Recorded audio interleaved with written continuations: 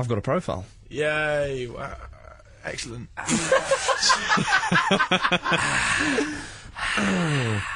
25% there, you really... Picked that into a sex fest. That's supposed to be the crowd. Turned into Yeah, a crowd. At what club? Let's be serious, just a profile. May I? You can. Thanks. I was looking through the Dean Windass Hall of Fame, or DWHOF for short, and I noticed that Jose Luis Chilavert and Georgie Campos, there's only two keepers in there. Yeah. And we need 3. Yeah, you're going to go to a big tournament. We ain't got enough. What if one of them goes mental, which both of them definitely will? That's it. We're sort of hoping at the moment like 2 negatives make a positive. They're both clearly mental. But that won't make Well, Thomas and Kono and a couple of the Cameroonians are in there, but they're probably lying about their age, so... I've got Dino Zoff. Oh, good choice. Good. Choice. He's going to come in and... Shore it up. go for that number 1 Sub-editors spot. would have loved him every January, wouldn't they? If they were playing now. One of the greatest keepers of all time, if you don't mind me saying. Well, I've got to give his date of birth before we talk about that. Born February 28th, 1942. 25 years before the summer. Straight Won in. the sperm race. Straight in. Beautiful, mamma mia. He was, of course, a former Italian goalkeeper, and as Luke said, one of the greatest goalkeepers of all time. He is still Italian, it's worth pointing out. Well, absolutely incredible player. Interestingly enough, though, when he was 14, he was rejected by Inter Milan and Juventus. You're not old enough. Because he was too small. Yeah, but he was never that tall. He must have only been about 6 foot anyway. Well, he was 6 foot. Yeah, so for a keeper, that's not massive at all. Not these days. I suppose it might have been back then. However, his grandmother could have maybe she takes a bit of the credit because he was a bit small, so she used to feed him. She probably, yeah, she probably a medieval rack. She probably did have a rack, but she used to feed him up on eggs. Because everyone knows everyone who eats eggs is taller. Yeah, eggs make you tall. Yeah, exactly. That's worked for him. So don't challenge it. Well, 5 years later, Dino Zoff was putting in some good displays for his local side, Marianese, and some of the scouts for the big sides were getting to have a little bit of a look Sniffing around. Exactly. Who's that egg-covered boy? we must sign him. Or we'll have egg on our faces. Oh, here we go. He'd grown by then. I think he was pretty much 6 foot, and eggs that'll be. Udinese came in for him. He didn't play too much for Udinese, and he was signed a couple of years later by Mantova. And this is where his career really sort of took off. In 1966, he was being considered for the Italian World Cup squad. However, he didn't get into the '66 World Cup because apparently the Italian coach at the time, Edmondo Fabri, there was talk of that he didn't want to show favouritism to Dino Zoff because the coach was from Mantova himself. Oh, right, okay. It was a bit of a shame, really. Bit of politics there. Yeah. Perhaps. Who'd have thought in Italian football? But it was in 1967 that Napoli came in for him, and they paid 130 million lira and a goalkeeper swap for the man, and he had a great time at Napoli. He said that I have great memories of my time there. It's such a lively city. So yeah, he was at Napoli for a good few years, and he made his international debut in 1968 while he was at Napoli in a 2-0 win against Bulgaria, and that was in the UEFA European Championship quarter-final. And they won it. Italy won it. They did win it. They beat Yugoslavia in a replay in the final. And so after only his 4th international appearance, he'd got a winners' medal, European Championship winners' medal. Stick that in the locker, eh? He was left out of the starting 11 in the 1970 World Cup. He lost his place, and in the 1978 World Cup, he described himself as not being at his best. That was in the World Cup in Argentina. In 1972, he signed for Juventus for 330 million lira, and he won £20. Yeah,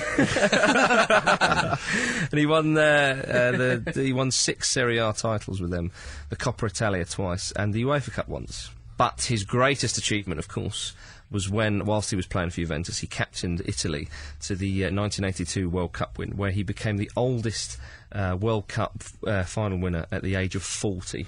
Incredible. Isn't he only the second keeper to ever captain the side of the World Cup as well? Very true. Is the other guy also Italian? That's right, yeah. Gianpiero Combi, I think is how you say it. In the 30s, wasn't it? That's right, in the 34 World Cup. And of course Zoff was voted best goalkeeper of the tournament. And Paolo Rossi says that Dino was Italy's most important player in 1982. He was the one who truly represented the team. He was an example to all of us, myself more than anyone. Oh, excellent. Yeah, that's interesting. The one thing, though, however, that Zoff missed out on was the European Cup, where he was twice a loser in the final against Ajax in '73 and then Hamburg years later. However, his last final, that was his sort of farewell to the game. He retired to become a goalkeeping coach at Juventus. Do you reckon there was a Zoffy morning when that happened? Yeah, Zoffy morning, like death. Yeah. Works on so many levels. Multi-layered. You're wasted on this show. No, you are wasted. Yeah. Sort yourself out. But yeah, he was offered a goalkeeping coach role at Juventus, but it wasn't enough for him. He said, as far as I was concerned, it was a dead-end job. Imagine. Well, that is, to be fair, that is because he had designs on becoming a manager. You don't, and I think it is generally quite hard for goalkeepers to become managers. You don't get an awful lot of them doing it. Yeah. No, absolutely. It's very rare that you see that. I wonder what his tactics were. Eggs, probably. I'd imagine. Well, he was offered and took the post of coach Italy's Olympic team in the Seoul Games. And he impressed enough to be offered the manager's job at Juventus in 1988. He was sacked in 1990 by Juventus, but he did win the UEFA Cup with them. Okay, yeah. It'll be quite interesting to see how many goalkeeping managers have won major tournaments. Yeah. That's right. Can't be many of them. Well, he did win the UEFA Cup and the Coppa Italia with Juventus in the short time he was there, but obviously not good enough for them. So he was on his way. He then joined Lazio in '94. I think he was president of Lazio in '94, and then in '98 he was appointed coach of the national side, and he took them to the second place in Euro Championships 2000. Yeah. They were so unlucky not to win that final. But a few days after the final, he resigned following some strong criticism from a certain Silvio Berlusconi. Oh dear. Who got smashed in the face this week by a statue by a mentally ill man? Well, that's mentally ill, satirical genius. I don't know. That's a shame for it. The thing is, there's literally so much politics in Italian football, and such a massive turnover of staff and manager positions as well. It's so hard for somebody who doesn't want to play the game. I'm not saying that Zoff didn't want to play the game, the political game. Yeah. It's difficult. Absolutely. I mean, he returned to Lazio, but didn't stay very long there. And then in 2005, he coached Fiorentina and saved them from relegation. But he didn't last much longer there. So he's never really had a long stint at the managerial game. But he's done okay, though. He's done well. The UEFA Cup. Absolutely. And that meant so much more back then, as we've discussed many, many times. And the final Euro 2000 is not to be sniffed at. Yeah, of course. So let's not forget he was alright in goal as well. Yeah. Well, yeah, and I'm glad you bring it back to that, Peter. He was named the third greatest goalkeeper of the 20th century, behind Lev Yashin and Gordon Banks. And he holds the record for the longest playing time without allowing goals in international tournaments. 1,142 minutes. That is set between 1972 and 1974. A long game. And he has 112 caps for Italy, and he is the third most capped player for the Azzurri. First being Maldini. Fabio Cannavaro. Maldini must be second. Sure, yeah, surely. And Maldini is second.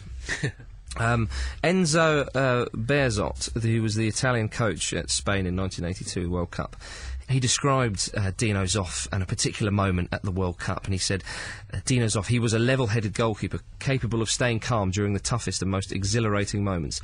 He always held back, both out of modesty and respect for his opponents. At the end of the Brazil match, which of course they beat Brazil 3-2, and that was the much-fancied Brazil side, at the end of the Brazil match, he came over to give me a kiss on the cheek without saying a single word. For me, that fleeting moment was the most intense of the entire World Cup. Sounds a little bit turned on, doesn't he? Fair enough, though. That's right, yeah. In November 2003, he was voted Italy's Golden Player, the best Italian player of the last 50 years. Brilliant. Now, all the countries in Europe actually did this, and each football federation from the countries, football association, had to put forward a player, and Dino Zoff was voted the Italian one. The English one was? Charlton. Bobby Moore. Oh, was it? And the Welsh one? John Charles. John Charles. Right, There we are. I shall end with a quote from Gaetano Sure, who was Juventus and Italian former player. He said, Dino always protected me as if I were his little brother. Oh, how about that? Nice. Dino's off. Dino.